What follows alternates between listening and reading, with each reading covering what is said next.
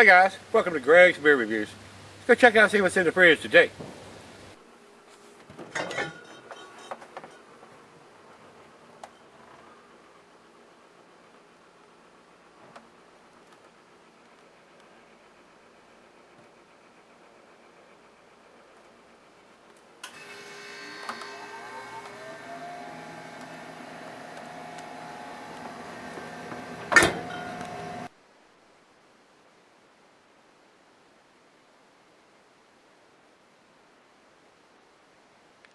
Hello everybody, thanks for stopping by Greg's Beer Reviews today. Today's beer is Vienna Lager, and this is from Devil's Backbone Brewing, and they're about an hour and a half, 2 hours up the road from me here. So this is a local brew, and I've actually been to the old brew house, or the brew pub where they actually made this stuff, and now they've built a new one in Lexington, which is just a little ways away from where the original one is, and I haven't been there yet because it just opened up, I don't know, probably 3-4 months ago, or maybe just a little bit longer. It hasn't been open long. I don't think it's been open 6 months yet.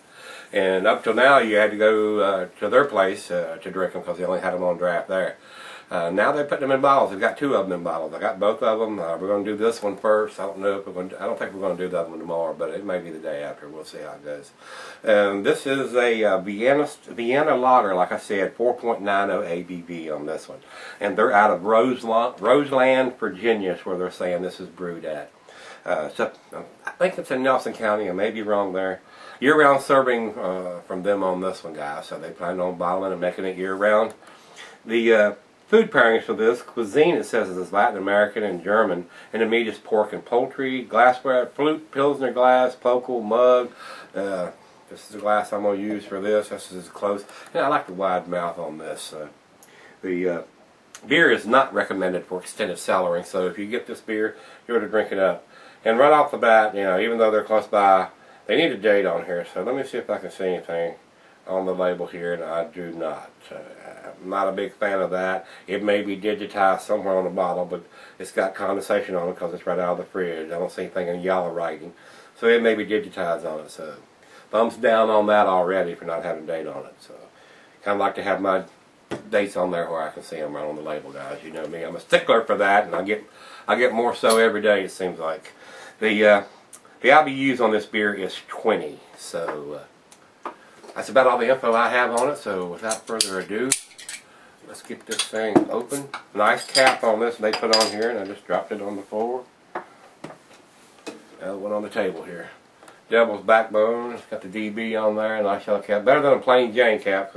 Even some of the big brewers still do that plain Jane caps. I don't know what's up with that either. Tightwads. But if it keeps costs down, I'm a big fan of that. So, but still, I mean, how much could it cost to have a cap even if all the caps have the same stuff printed on? So it's a little personalized thing. I like that.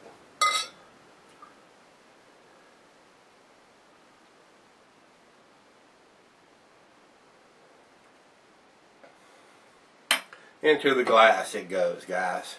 That's a nice, rich Vienna Lager looking there. It's not golden like a lot of the lagers. This has got a little bit of roasty malt evidently brewed with this. That gives it the darker, richer amber color there, guys. A lot of bubbles. I'm surprised it didn't pour a monster head on me by pouring it like that, but it did not. Looks right carbonated. Looks very delicious in the glass. And the head that it did pour is dissipated now, just covering the top of the beer. A lot of bubbles streaming up though. Pretty carbonated beer. Let's get a nose on it. First time I've had it in a bottle now. The last time I had this was up there, I think.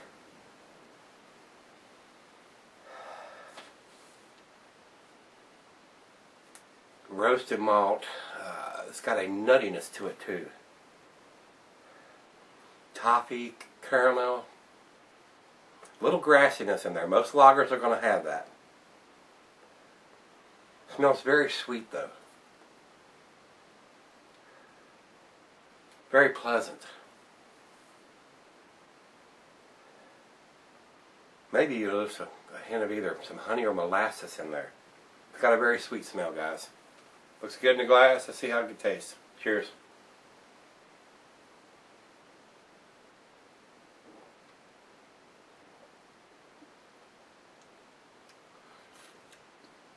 A little thin.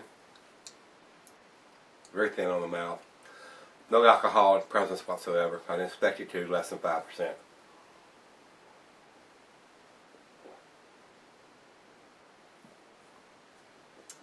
Toasty. There's a toastiness there with a little nuttiness. A little grassiness, but most lagers are going to have that, but it's still very tasty. Made with good quality ingredients. They ain't going to have no rice or corn or any of that crap put in there. You could session this beer very, very easy. I would much rather drink this than one of those macro lagers because it's going to have a little more taste to it. It's not quite as light and crisp as those are going to be, but other than having the roasty toastiness, it's a very light beer. So with that being said, it's right out of the fridge.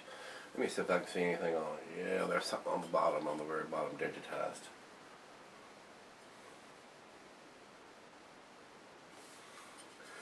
Yep, it's got some numbers on it.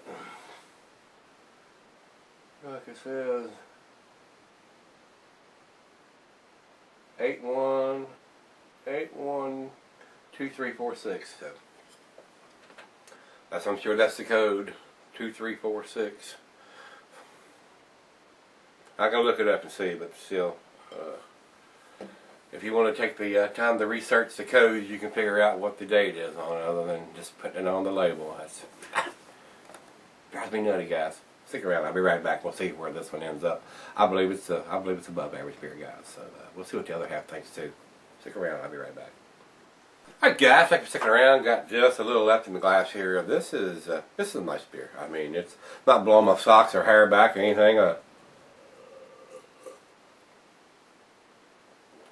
Very, very easy drinking. Nice malty, roasty malty taste there. A little nuttiness there. Very pleasant. No off flavors. Very pleasant, very sessionable lager. Very lightweight too. 4.9%. You could drink a bunch of these. Final chug, guys.